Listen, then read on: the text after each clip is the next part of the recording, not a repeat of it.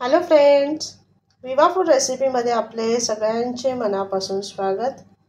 आज इथे आपण मस्त हेल्दी अशी तंदूर ब्रोकोली बनवणार आहोत। तर कसं बनवायचं चला बघूयात आपण पुढे व्हिडिओमध्ये। इथे मी ब्रोकोली घेतलेली आहे, ते आपल्याला तोडून घ्यायचे आहेत। असे छोटे छोटे पीस आपल्याला ते तोडून घ्यायचे आहेत। असे आपण सर्व ब्रोकोली तोडून घेऊयात। इथे ब्रोकोली मी अशी तोडून घेतलेली आहे। आपल्याला स्वच्छ धुवून घ्यायची आहे। इथे बघा, आपल्याला हे असं डेट नाही घ्यायचे, त्याच्यावरती जे असे फुलासारखं तयार असतात ते आपल्याला तोडून घ्यायचे आहेत। आता हे मी स्वच्छ धुवून घेते। ह्याच्यामध्ये आपण थोडं मीठ टाकून आपण 5 मिनिटं ब्रोकोली शिजवून घेऊयात।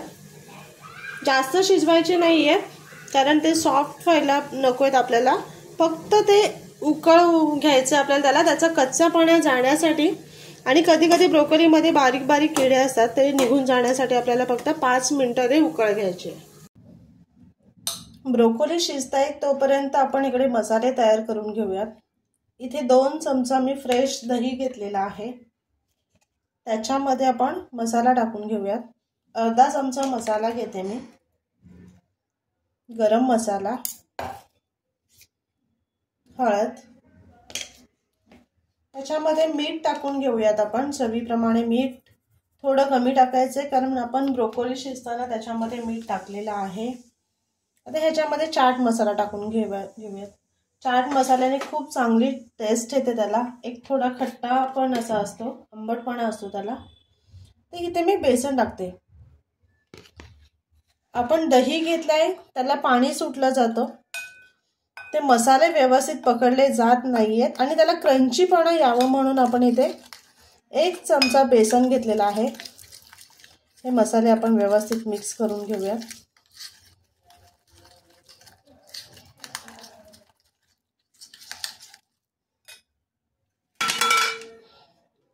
इथे बघा, मी ब्रोकोली शिजवून घेऊन त्याच्यातलं पूर्ण पाणी काढून घेतलेलं आहे। आता आपल्याला हे पूर्ण मसाल्यामध्ये मिक्स करायचे आहेत।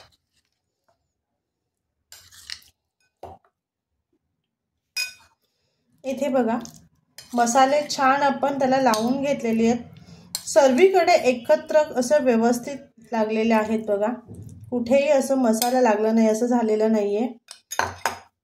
आता आपण इथे अशी स्टिक घेतलेली आहे, तंदूरसाठी आपण ही स्टिक वापरणार आहोत। इथे अशा पद्धतीने आपल्याला ते ब्रोकोली ह्याला लावून घ्यायचे आहेत। असं एक एक करून आपण सर्व ते ब्रोकोली लावून घेऊयात।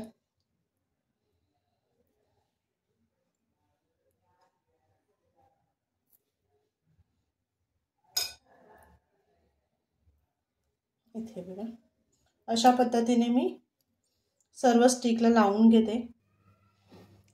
इथे गॅस चालू करून त्याच्यावरती जाळी ठेवलेली आहे। आता आपल्याला हे असं पद्धतीने गोल गोल फिरून आपल्याला ते भाजून घ्यायचे।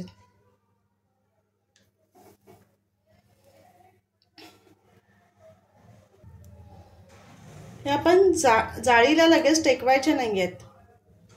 इथे बेसन आहे तर ते त्याला चिपकलं जाईल। 2 मिनिटं आपण असंच हातावरती पकडून ते आपण भाजून घ्यायचे, त्यानंतर आपण जाळीवरती ठेवून ते भाजूयात।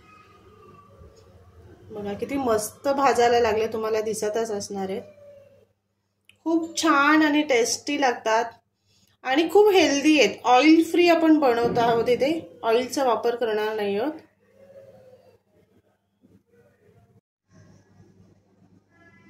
हेल्दी आणि टेस्टी तंदूर ब्रोकोली आपली तयार आहेत, खूप मस्त लागतात। तर नक्की बनवा आणि सांगा कशी झाली ती। आणि असेच आपले नवनवीन व्हिडिओ बघण्यासाठी व्हिडिओला लाईक करा, शेअर करा आणि सबस्क्राईब करा। चला तर मग आपण भेटूयात पुढच्या व्हिडिओमध्ये।